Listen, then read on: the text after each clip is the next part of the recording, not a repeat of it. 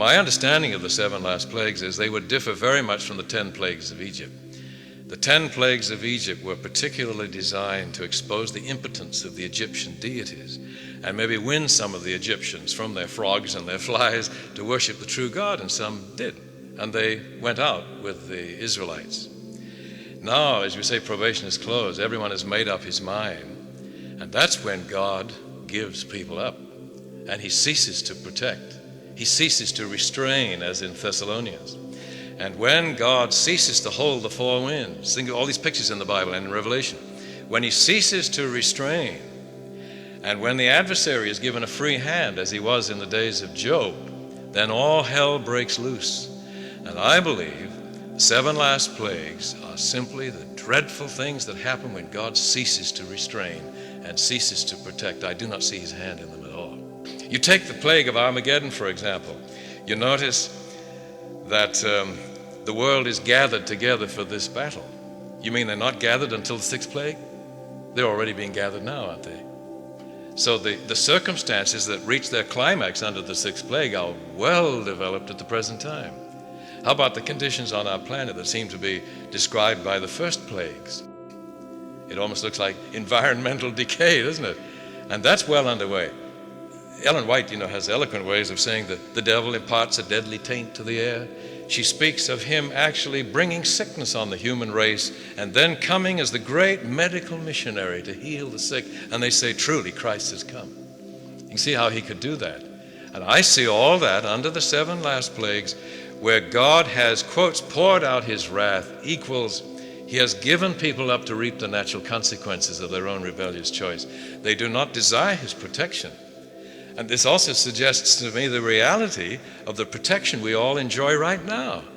I mean, if we were not protected, the devil would be treating us as he did Job. We'd be losing everything. And it's interesting that the devil could do anything to Job except take his life. Have we not said that will happen to the group at the end? He can do anything to them except take their lives. There's no place to hide in the end. When God ceases to protect, all hell will break loose.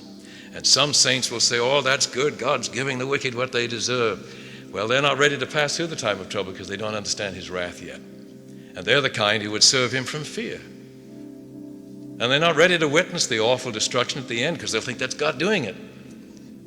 And there are altogether too many people who even look forward to this as the fulfillment of that precious promise, vengeance is mine, I will repay, saith the Lord. And how many saints are looking forward to when the wicked are going to get what's coming to them? If any of that is left in us, we're not safe to have around in the hereafter. And that has to go.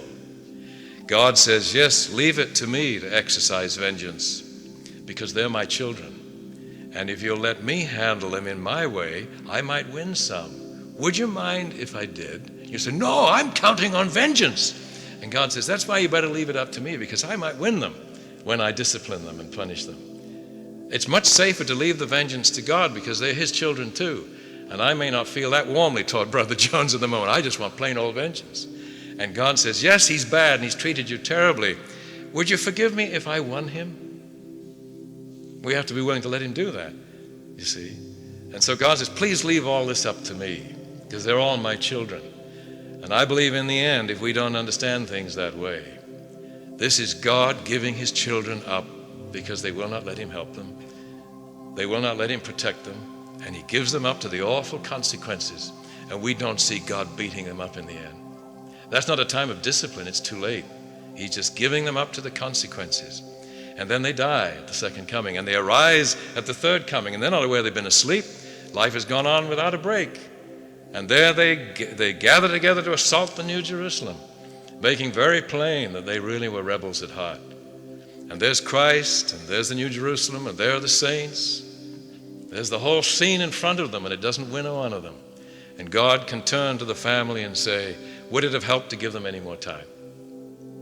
In fact, do you see anyone responding out there outside the New Jerusalem? Remember Uncle Bill who said if only you'd give him some evidence he'd come across? Take a look out there. He can see us here. Here's evidence. If Uncle Bill responds, I'll stop everything and let him in. But nobody responds. Nobody responds. I think that's why God resurrects the wicked. It would be cruel and inhuman to resurrect them if it didn't say something of very great consequence to the whole family of the universe. many of us could wonder. No, we'd say, God, we trust you. God says, I appreciate that. That's very sweet. But I don't ask for trust without evidence. If your mother's not in the kingdom, you will see her out there, and she will not respond. And you'll say, well, evidently you were right. Mother would not respond. And truly, God has been absolutely fair. He's still teaching right till the very end. Even when the fire comes down from God out of heaven, would that life-giving glory of God hurt a single soul who was in harmony with God?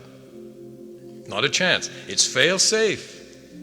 And so, just in imagination, if perhaps the heavenly computer had made a mistake and there's somebody out there who should be inside, when God unveils his life-giving glory and the fire of God comes down from heaven, will it consume that person?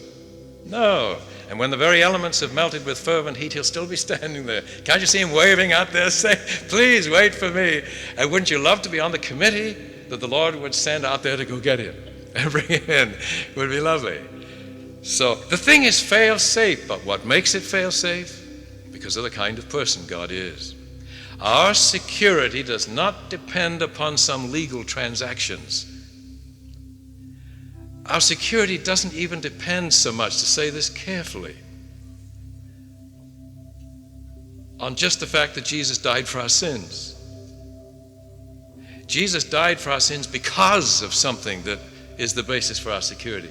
The basis for our security for eternity is that God is the kind of person he is. He always has been, and he always will be. And because he is that kind of a God, he's handled rebellion in the way that he has.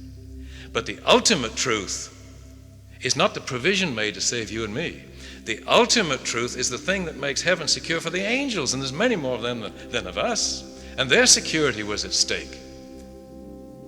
So the ultimate truth is what God is like.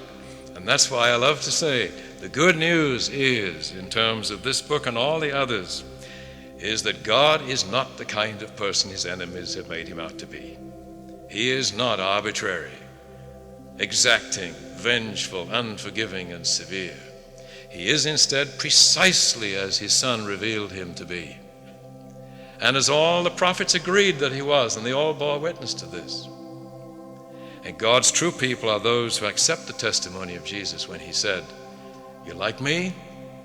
If you've seen me, you've seen the Father. Have you seen any reason to be afraid of me? Nobody was. Then you have no need to be afraid of the Father. Were you moved when I, the Son of God, your Creator, got down and washed your dirty feet? The Father would get down and wash your dirty feet. They could hardly handle this. In fact, it was only John in later years that began to mull this over and say more about it in his gospel. When he realized the significance of Jesus coming to this earth, it wasn't just to save you and me. That belongs in the playpen and very sweet for little children. But God came to this earth to say something to the whole vast universe. I mean, innumerable hosts of individuals have been involved in this war up in heaven. And he died to say something to all of them, as well as to us. In fact, they'd hardly miss us. That's what's so amazing about God. He says he would. This one little blue marble of a planet out in space where most people are causing him trouble, he says, I would miss you. I don't want any of you to be lost, and so he waits. And he waits for us to be so settled into the truth that we could pass through the time of trouble described in this book and in Daniel. When God gives Satan a free hand to do with the people on this planet as he wishes. And that's when all hell breaks loose.